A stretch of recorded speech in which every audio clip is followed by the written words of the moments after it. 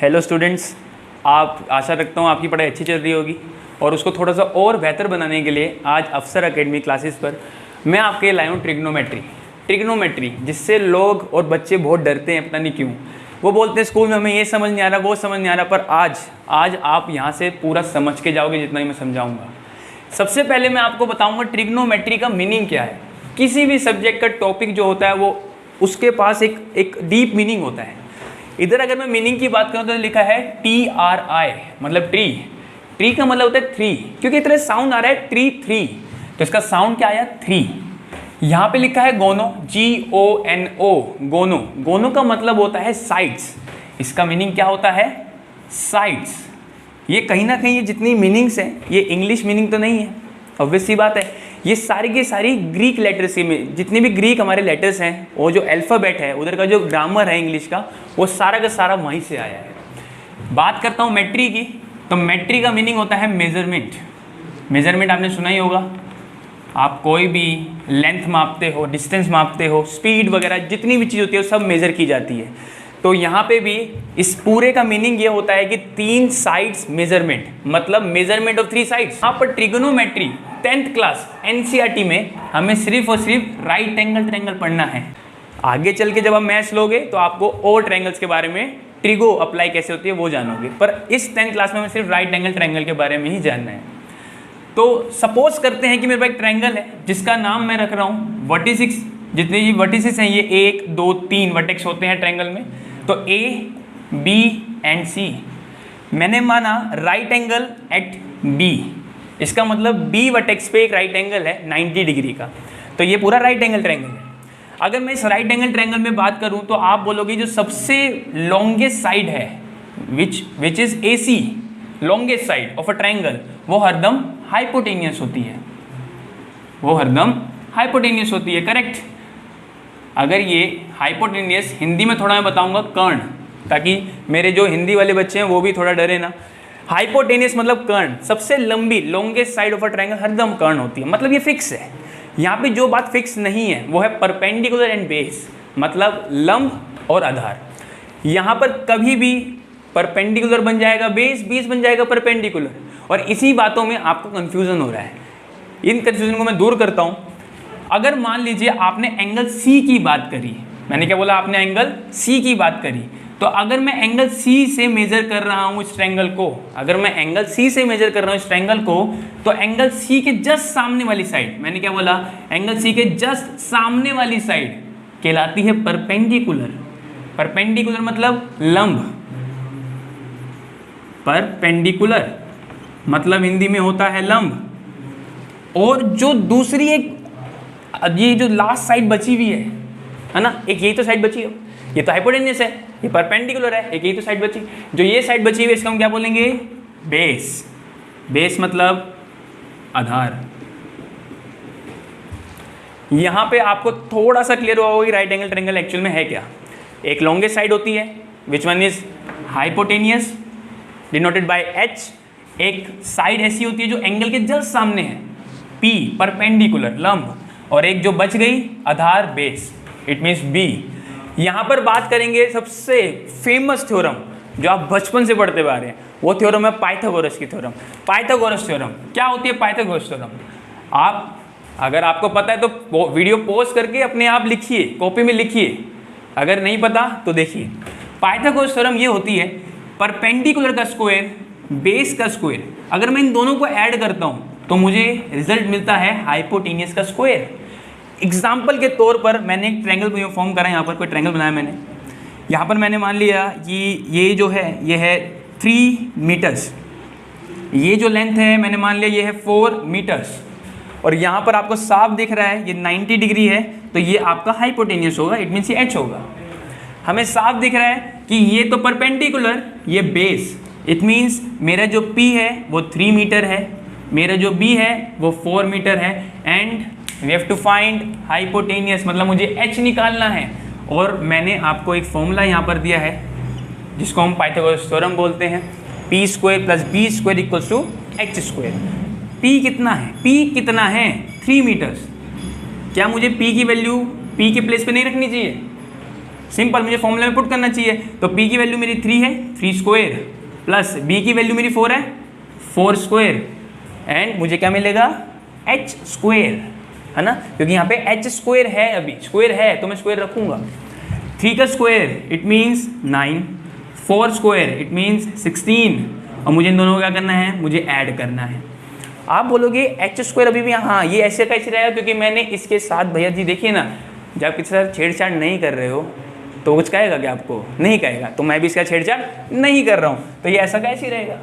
9 + 16 which means 25, it means h square बराबर 25, पर आपको तो h लेंथ निकालनी है, आपको तो हाइपोटेनस निकालना है, उसका स्क्वायर थोड़ी चाहिए। तो आप क्या बोलोगे कि सर ऐसा करो ना, स्क्वायर को उधर भेज दो, स्क्वायर को इक्वल के उधर भेज दो, तो क्या हो जाएगा, वो रूट में चेंज हो जाएगा, वो स्क्वायर रूट में चेंज हो जाएगा, और वो क्या बन जाएगा, √25। अरे बच्चा जान गया है, √25 इज 5, एंड यूनिट लगाना ना बोले क्योंकि मीटर्स से यूनिट्स, ठीक। अब हम बात करेंगे जो हमें पढ़ना है ट्रिग्नोमेट्री में, हमें पाइथागोरस तो पढ़ना नहीं है, ये तो बचपन में पढ़ लिया था। ट्रिग्नोमेट्री में हमें यहाँ पर 6 फंक्शंस पढ़ने हैं, जिसको हम बोलते हैं ट्रिग्नोमेट्रिक फंक्शंस। उनको आपकी मैम सर रेशियोज भी बोलते हैं, क्योंकि वो एक तरह से रेशियो में मेजर किए जाते हैं। तो यहाँ पे हमें पढ़ने trigonometric functions which are sine, cosine, tangent, cosecant, secant and last cotangent. अब यहाँ पर आप बोलोगे बुक्स में तो ये लिखा ही नहीं है, बुक में तो SIN साइन लिखा है, मैंने यहाँ पे उसका पूरा नाम लिखा है, ठीक है ना। इसका मतलब ही क्या होता है, साइन, इसका मतलब क्या होता है, साइन, क्योंकि हम ये पूरा नहीं लिखेंगे, मैथ्स में एब्रीविएशन से काम हो जाता है, ठीक है ना, मैथ्स के अंदर आप एब्रीविएशन यूज़ कर सकते हो, ठीक है। तो इसलिए हमने इसका एब्रीविएशन SIN, बस सिंपल नॉर्मल। कोसाइन को हम क्या लिखेंगे, कोस, टेंजेंट को टेन, और मैं देखो मैं आपको ये बताऊंगा ये जो टी है ना, ये टी कैपिटल मत बनाना, बहुत बच्चे होते हैं कैपिटल टी बना देते हैं, कभी कभी वो प्लस लगने लग जाता है ना, तो आप ऐसा करा करो, स्मॉल टी बना लिया करो थोड़ा कर्व में, ठीक है, गलत नहीं लगेगा। कोसेकेंड मतलब कोसेक, एंड सेकेंड मतलब सेक, एंड कोटेंजेंट मतलब कोट। आपने ये सब एनसीईआरटी में पढ़ा है, स्कूल्स में आपने ये सब पढ़ा है, पर इन सब के बारे में जानते नहीं हम है क्या ये सब, है ना। इन सब का रिलेशन क्या है इस ट्रायंगल से, इन सब का, इन 6 के 6 का रिलेशन क्या है इस ट्रायंगल से। तो इस ट्रायंगल से रिलेशन में अब बता रहा हूँ आपको कि क्या रिलेशन होता है इस ट्रायंगल से। लेट से मैंने एक ट्रायंगल बनाया, वही मैं ट्रायंगल, वही मैं ABC ले रहा हूँ, कुछ अलग नहीं है आपके लिए, कुछ अलग नहीं है, मैं ABC ही ट्रायंगल ले रहा हूँ, कुछ अलग नहीं।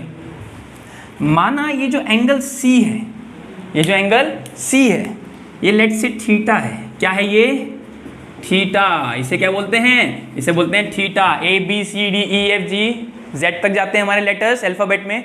तो ऐसी ग्रीक अल्फ़ाबेट में एक लेटर होता है थीटा, अल्फ़ा भी होता है, गामा भी होता है, आगे पढ़ेंगे आप इन सब के बारे में, पर अभी हमें सिर्फ क्या जानना है कि थीटा क्या है, थीटा एक लेटर है, ठीक है ना। मैथ्स में थीटा एक लेटर है, समझे बात। बट हम थीटा को एंगल की तरह ट्रीट करेंगे, आज से हम थीटा को एंगल की तरह ट्रीट करेंगे, और एंगल अगर ये है तो ये साइन, कोस, टेन, कोसेक, सेक और कोट, ये क्या रिलेट कर पा रहे हैं इस एंगल से। जितने भी ट्रिग्नोमेट्रिक फंक्शंस होते हैं ये एक तरह से मेजरमेंट के टूल्स होते हैं। ये किसी भी राइट एंगल ट्रायंगल के अंदर विद एंगल साइड्स को मेजर करते हैं। मैंने इंट्रो में सबसे पहले आपको ये बताया कि ट्रिग्नोमेट्री का मीनिंग क्या है, मेजरमेंट ऑफ 3 साइड्स। तो यहीं पर मैं इस एंगल के साथ, इस एंगल के थ्रू मैं इन तीनों साइड्स का मेजरमेंट कर सकता हूँ। मैंने अभी बताया कि इसके जस्ट सामने वाली साइड होगी P, परपेंडिकुलर, ये वाली side longest side of a triangle है तो ये होगी H, एंड जो बच गई दिस इज B, बेस। तो यहाँ पर ये साइन का रेशियो क्या है, ये साइन का मतलब क्या है, ये साइन फंक्शन क्या है। तो साइन का मतलब है measurement of sides with the help of theta, मतलब साइन ऑफ थीटा, जिसको हम लिखते हैं साइन थीटा, समझे। साइन ऑफ थीटा मतलब कि हम इस ट्रायंगल के अंदर तीनों साइड्स का मेजरमेंट करना चाहते हैं with the help of theta, but हम इसको लिखते कैसे हैं, साइन थीटा। अब ये कंप्लीट फंक्शन है, complete trigo function sine theta. इसी तरह कॉस का मतलब क्या है, कॉस ऑफ थीटा मतलब कॉस थीटा, समझ रहे हैं। और टेन ऑफ थीटा का मीनिंग क्या है, tan theta, same as cosec का, सेक का, एंड कॉट का कॉट थीटा। समझे आप इस बातों को कि ये साइन थीटा कोस थीटा हमने खुद नहीं बनाए हैं, ये हमें ट्रायंगल के रिलेशन से मिलता है। ठीक है, अब यहाँ पर साइन थीटा का कोई रेशियो होता है, कोस का कोई रेशियो होता है, टेन का कोई रेशियो होता है ट्रायंगल के अंदर। बट उससे पहले या तो स्क्रीनशॉट ले लीजिए, तो पॉज करके वीडियो को ये सब लिख लीजिए, पर मैं अब मिटा रहा हूँ। ठीक है, मैंने ये सब मिटा दिया। ठीक है भैया, अब इस ट्रायंगल के अंदर ही मैं बात करता हूँ कि इस ट्रायंगल के अंदर साइन थीटा का रेशियो क्या होता है।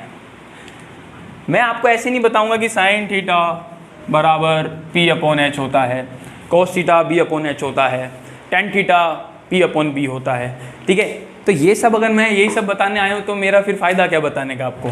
तो हम यहाँ से पढ़ेंगे इसे ट्रिक से, एक ट्रिक से हम पढ़ेंगे इसको। आपके लिए मैं एक टेबल फॉर्म करता हूँ, ये टेबल मैंने बनाया है यहाँ पर।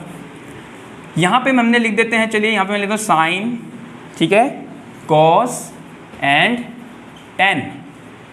ओके, यहाँ पे हम लिख देते हैं कोसेक, सेक एंड कॉट। ठीक है, सिंपल है। और मैंने अभी थीटा की बात करी थी, तो थीटा, सिंपल है। ठीक है, अब मैं ट्रायंगल के अंदर मतलब अंदर अगर ट्रायंगल में देखता हूँ तो यहाँ पे थीटा जो है मेजरमेंट कर रहा है तीनों साइड्स के लिए। अब तीनों साइड्स का पहला टूल है साइन थीटा, और साइन थीटा का रेशियो होता है P/H, P/H। कॉस का रेशियो होता है B/H एंड टेन का रेशियो होता है P/B। अगर आप यहाँ से देखेंगे तो आपको साइन का रेशियो मिलेगा, कॉस का रेशियो मिलेगा एंड टेन का रेशियो मिलेगा। बट अगर आप नीचे से देखेंगे, इट मीन्स कोसेक का रेशियो मिल गया। कोसेक का रेशियो क्या बन गया, नीचे देखो ना, H/P। सेक का रेशियो क्या मिल गया, H/B। कॉट का रेशियो क्या मिल गया, B/P। ठीक है, तो यहाँ से हमें ये समझ आया कि ये टेबल बड़ा यूजफुल है हमारे लिए। तो उसके लिए आपको लिखना पड़ेगा, या तो स्क्रीनशॉट ले लीजिए। साइन थीटा का ratio P/H, B/H, P/B। But अगर मैं नीचे से देख रहा हूँ तो मुझे कोसेक का मिल गया H/P एंड B/P। समझ गए इतनी सब बातों को आप। ठीक है, अगर हम यहाँ पे एक क्वेश्चन लें तो मज़ा आएगा। देखिए यहाँ पे मैं लेता हूँ, लेट्स से मैंने P ले लिया, ये मैंने P ले लिया मान लीजिए 7, B ले लिया 24 और H क्या होगा, वीडियो पॉज कीजिए और जल्दी खुद निकालिए। H क्या होगा, जल्दी फटाफट, चीटिंग नहीं होनी चाहिए। कितना होगा, ये होगा 25। ठीक है, आई होप आपने निकाला होगा, ये नहीं कि 10 सेकंड वीडियो को स्किप करा होगा। ठीक है, आगे देखते हैं। तो यहाँ पर हमें दिख रहा है कि P, थीटा की बात हो रही है, तो P तो मेरा 7 है, जस्ट सामने से। ये तो मेरा P है भाई, ये तो मेरा P है। ये जो बचा ये B है, क्योंकि H तो ये रहा ना, क्योंकि H तो 25 है ना। अब अगर मैं सारे रेशियोज निकालूं, एग्जाम्पल के तौर पर मैंने लिखा, और मैं उसको मिटा देता हूँ। तो मैंने लिखा, मान लीजिए मुझे साइन थीटा का रेशियो चाहिए, मुझे किसका रेशियो चाहिए, साइन थीटा के सामने P/H। साइन थीटा का रेशियो P/H, वेयर P कितना है 7 एंड H कितना है 25। सिंपल, आ गया साइन थीटा का रेशियो आ गया। क्या आया sine theta is equal to 7/25। ठीक है, थोड़ा सा और आगे बढ़ते हैं। मैं लिया टेन थीटा का रेशियो P/B। P क्या P है मेरे पास ट्रायंगल में, क्या ABC ट्रायंगल में P है, हाँ बिल्कुल है। P कितना है मेरे पास 7। क्या B है मेरे पास ट्रायंगल में, क्या B है, हाँ जी बिल्कुल। कितना है 24। तो मेरे पास टेन थीटा का रेशियो क्या आ गया, अरे ये रेशियो ही तो है डिवाइड में, है ना, P/, क्योंकि वो फ्रैक्शन ही तो है एक तरह से। कौन सा नंबर, परी में नंबर ही तो है, रैशनल नंबर ही तो है, तो फ्रैक्शन ही तो है, इसलिए मैं रेशियो बोल रहा हूँ बार, ठीक है ना, इसलिए मैं रेशियो बोल रहा हूँ, है ना। तो टेन थीटा कितना आ गया 7/24 according to triangle ABC with the help of theta. समझ आया आपको यहाँ से अगर समझ आया तो यहाँ से एक छोटा सा काम आपको करना है। आपको इसी ट्रायंगल के अकॉर्डिंग आपको क्या करना है, आपको क्या करना है, आपको sine theta, cos theta, tan theta, cot theta, cosec theta and sec theta, ये सब फाइंड करना है। कर सकते हैं, बड़ा आसान है। ट्रायंगल दे रखा है, रेशियो दे रखा है, पी बी एस सब है आपके पास, आप बिल्कुल कर सकते हैं। तो यहाँ तक मेरा कॉन्सेप्ट खत्म हो गया और आपकी मेहनत शुरू हो जानी चाहिए।